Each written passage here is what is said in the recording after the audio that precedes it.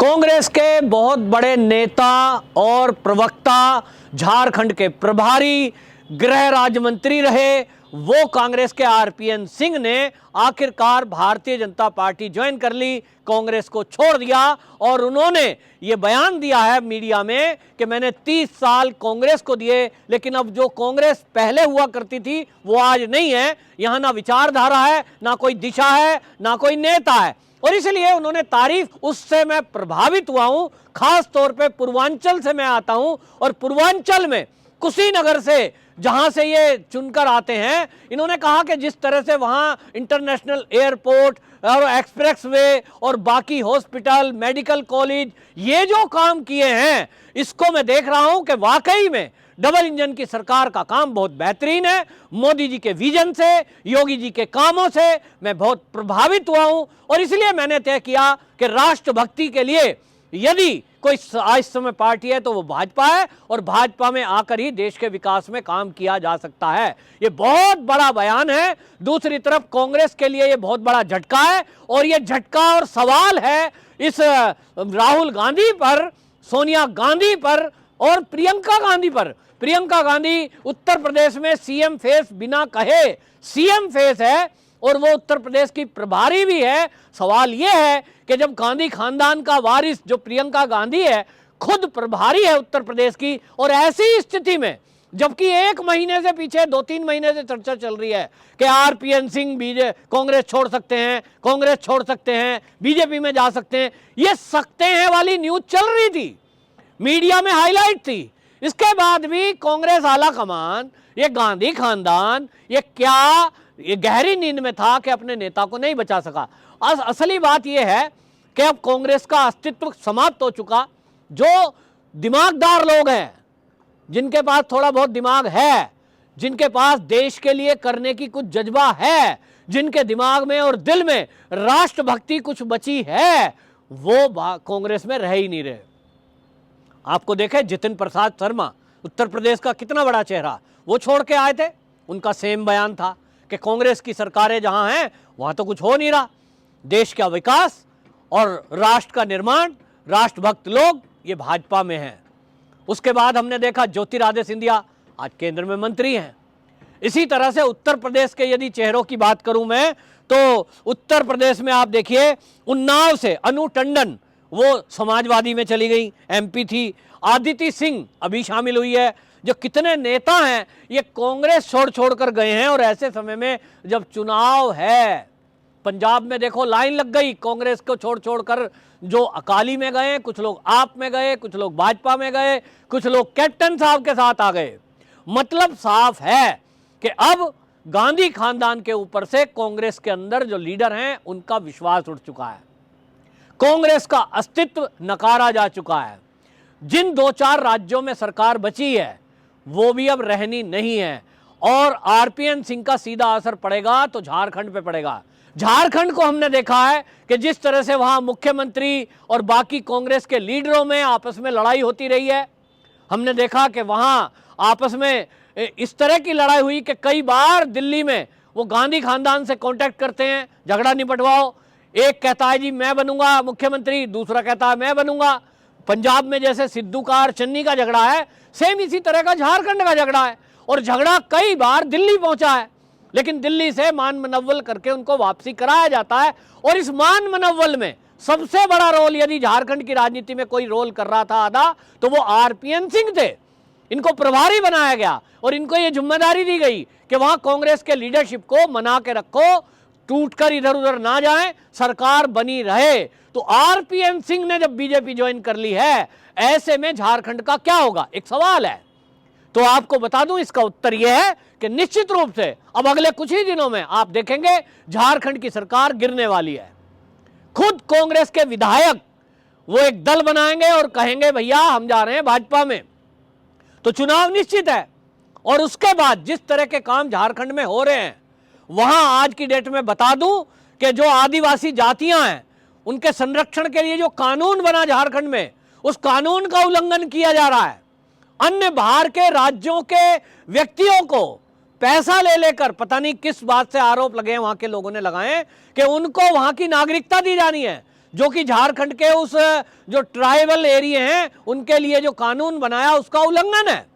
वहां बिल्डिंगें बनाई जा रही हैं, आदिवासी एरिया हैं उसको संरक्षित करने के लिए कानून बनाया गया। झारखंड में भी ये कानून है और ये जो सरकार अब आई है कांग्रेस की झारखंड के अंदर, वो उस कानूनों का उल्लंघन करके और बिल्डरों को वो जमीनें दे रही है। ये एक बहुत बड़ा घपला घोटाला है। वहां की जनता कहती है कि ये वहां के जो जाति जनजाति हैं उनके ऊपर अब हमला है और कहीं ना कहीं आपको बता दूं कि वो वहां धर्मांतरण का खेल कर सकें। सरकार वहां उनके साथ है और बड़ी संख्या में धर्मांतरण और दूसरी तरफ नक्सली एक्टिविटी ये फिर से एक्टिव हो गई। भाजपा की सरकार थी तो ये सब रुका हुआ था, लेकिन जैसे ही सरकार बदली और ये जो है वहां पर झारखंड में कांग्रेस की सरकार आई है, ये जो हमने वहां देखा है झारखंड में जिस तरह से वहां नक्सलियों ने फिर से पैर पसारने शुरू किए, ये भाजपा सरकार में बड़ी मुश्किल से ये कंट्रोल हुआ था, लेकिन ये फिर चल पड़ा और इसीलिए लोगों के अंदर असंतोष है कि हमारे साथ ये गड़बड़ी हुई, हमसे गलती हो गई। और एक तरह से आप समझिए कि कांग्रेस की सरकार जो है ये चुनी तो गई, लेकिन जिस तरह से इसके कारनामे शुरू हुए उसके बाद से लोग नाराज हैं, क्योंकि खास तौर पर हिंदूवादी संगठनों को हमने देखा है कहीं भी धार्मिक कोई कार्यक्रम हिंदुओं का होता है तो उसको कुचलने के लिए सरकारी लेवल पर जो काम किए जाते हैं उसके बेस पर वहां के लोग काफी नाराज हैं। और जिस तरह से नक्सली एक्टिविटी दोबारा से बढ़ी है, लोगों का कहना है कि झारखंड में ये असुरक्षा की भावना दोबारा से आई है। और ये जो आरपीएन सिंह है, इनके आने से कम वो जो विधायक इनके टच में थे जिनको ये मना रहे थे कि भाई सरकार चलने दो, अब क्यों मनाएंगे, और निश्चित रूप से इसका इफेक्ट पड़ेगा। वहीं आपको बताऊं आरपीएन सिंह का बीजेपी में आना, ये एक तरह से आप समझ लीजिए इसी स्टाइल पे काम करने वाले नेता हैं जैसे जितिन प्रसाद आए थे, उससे भी ज्यादा अग्रेसिव है, राजसी घराने से आते हैं और पूर्वांचल में पूरे में इनका प्रभाव है, ओबीसी कैटेगरी से आते हैं और इसलिए ओबीसी वोटर को ये प्रभावित करने के लिए काफी भारतीय जनता पार्टी के लिए लाभकारी साबित होंगे। वहीं आपको बताएं बीजेपी ने इनका कद देखते हुए और उत्तर प्रदेश की राजनीति को देखते हुए यह तय किया है, जो सूत्र बता रहे हैं कि इनको राज्यसभा से दिल्ली भेजा जाएगा केंद्रीय राजनीति में। और अब ये कांग्रेस के खात्मे के लिए ठीक इसी तरह लगेंगे जैसे हमने देखा है कि असम के मुख्यमंत्री हेमंत बिस्व शर्मा हमने देखे कांग्रेस छोड़कर आए थे, राहुल गांधी के बहुत करीबी थे, लेकिन आज हेमंत बिस्व शर्मा को सीएम बना दिया गया। और असम के अंदर किस तरह से वो घुसपैठियों के ऊपर कार्रवाई कर रहे हैं, किस तरह से वहां गोरक्षा कानून बना रहे हैं, किस तरह से वहां लव जिहाद को रोका जा रहा है। और इस बात को लेकर के पूरे भारत में उनकी प्रशंसा हो रही है कि कांग्रेस के कल्चर में वो रहते हुए देश विरोधी एक्टिविटी करने वाले लोगों के हाँ में हाँ मिलाने को लिए मजबूर थे। सेना पर सवाल उठाने वाला राहुल गांधी, उनकी हाँ में हाँ मिलानी पड़ेगी, सीए के विरोध में उतरना पड़ेगा। ये एक्टिविटी जो है ये देश हित में नहीं थी, तो ये कह रहे थे कि भाई हमारी मजबूरी थी, क्योंकि वहां पार्टी आला कमान यानी गांधी खानदान सुनता ही नहीं था। तो इनको लगा कि देश हित में जो काम मोदी सरकार कर रही है क्यों ना उसका साथ दिया जाए, तो इन लोगों ने पार्टी छोड़ दी। ज्योतिरादित्य सिंधिया को देखिए कितना सम्मान मिला है। और इसी तरह से आप देखेंगे कि जितिन प्रसाद भी एक रोल निभाएंगे उत्तर प्रदेश की राजनीति में, उनको सम्मान मिलेगा। और अब आरपीएन सिंह जो शामिल हुए हैं ये भी केंद्र की राजनीति में आएंगे, इनको भी भारतीय जनता पार्टी ने इनका रोल तय करने के लिए नियुक्त करने का बात सोची है। और ये कांग्रेस में प्रवक्ता रहे हैं और अभी हाल ही में कांग्रेस की जो उत्तर प्रदेश चुनाव को देखते हुए स्टार प्रचारकों की सूची जारी हुई थी उसमें ये शामिल थे। लेकिन इनके साथ ही आपको बता दूं कांग्रेस में जो ये तो आए हैं, इनके साथ में सहारनपुर के जिला अध्यक्ष कांग्रेस के शशि मदान ये भी बीजेपी में ज्वाइन हुए हैं। और दूसरी तरफ नोएडा से विधायक का चुनाव लड़े थे पिछली बार राजेंद्र अवाना, ये राजेंद्र अवाना ने भी भारतीय जनता पार्टी ज्वाइन की है। राजेंद्र अवाना का आपको बता दूं जो गौतम बुद्ध जिला है इस क्षेत्र में काफी इफेक्ट माना जा रहा है और खास तौर पर गुजर बहुल एरियो में इनकी काफी वोट मानी जाती है, जाट में काफी पकड़ मानी जाती है। इनके बीजेपी में आने से जो गौतम बुद्ध जिला है उस क्षेत्र में काफी कई सीटों पर प्रभाव पड़ने वाला है। तो ये एक तरफ कांग्रेस के लिए झटका और भारतीय जनता पार्टी के लिए एक बहुत बड़ा मौका है। जहां तक आरपीएन सिंह जैसे चेहरे हैं, उन्होंने जो मीडिया में बयान दिया वो तो ये दिया कि भाई मैं बिना शर्त आया हूं, यानी मेरी कोई कंडीशन नहीं है, पत्नी को टिकट मिले तो मिले, नहीं तो नहीं मिले। ये तो अलग है कि जैसा मैंने बताया जो आंकड़े हैं, वो जो कुशीनगर की पडरौना सीट है उस पे जो आंकड़े बन रहे हैं वो ये कि वहां की जो सीट है वहां पर इनका आरपीएन फैमिली का बहुत प्रभाव है और इनकी पत्नी को वहां से जो है विधानसभा चुनाव में उतारा जा सकता है, क्योंकि ये माना जाता है कि राजसी घराने का जो मान सम्मान है उसमें मुस्लिम वोटर भी इनके पक्ष में है, क्योंकि बहुत सारे लोगों के काम किए हैं। तो अब ये स्वामी प्रसाद मौर्य के लिए एक चैलेंज होगा।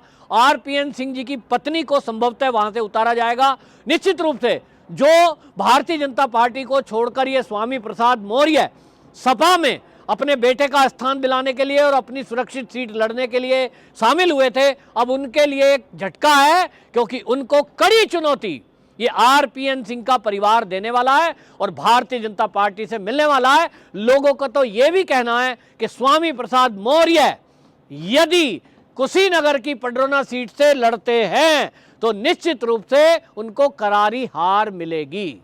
अब देखते हैं 2022 का चुनाव और जनता का रुख क्या कहता है। लेकिन जिस तरह के हालात और जिस तरह के बड़े बड़े लीडर अन्य पार्टी छोड़कर भाजपा में शामिल हो रहे हैं, इसका मतलब एक मैसेज तो साफ है कि जिसके पास थोड़ी बुद्धि है, राजनीतिक समझ है, वो ये समझ चुके हैं कि आएगी तो भाजपा ही, केंद्र हो या राज्य, केवल एक ही दल का भविष्य है, एक ही दल में भविष्य है और वो है भाजपा।